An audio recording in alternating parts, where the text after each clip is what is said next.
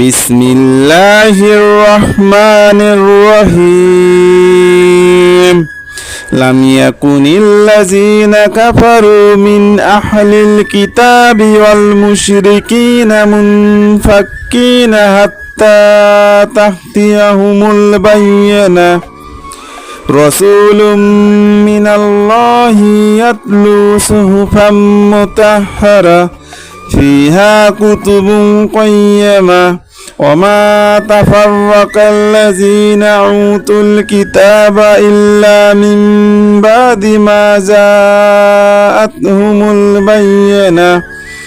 وما أمروا إلا ليعبدوا الله مخلصين له الدين حنفاء ويقيموا الصلاة ويؤتوا الزكاة وذلك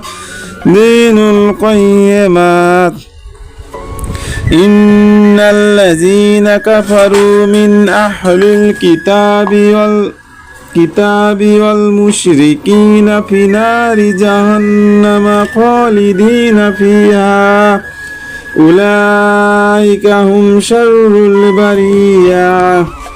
إن الذين آمنوا وعملوا الصالحات أولئك هم خير البرية جزاؤهم عند ربهم جنات عدن تجري من تحتها الأنهار خالدين فيها أبدا رضي الله عنه ورضوا عنه ذلك لمن خشي ربه